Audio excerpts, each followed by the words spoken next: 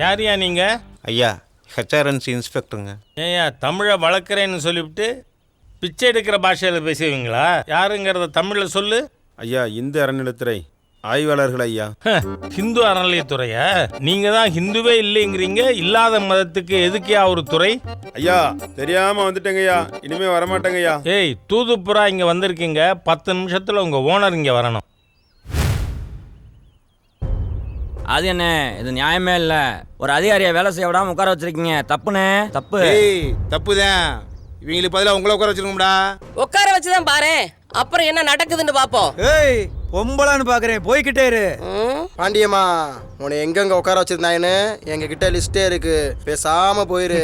ஏய், இந்த லிஸ்டுக்கெல்லாம் பயப்படவும் நான் கிடையாது. எங்க அண்ணன் அடக்குனா அடங்க கூடாதுன்னு சொல்லி வச்சிருக்காரு. ஹே, அடங்க மறு அத்து மீறு அந்த கும்பலா நீங்க? டேய்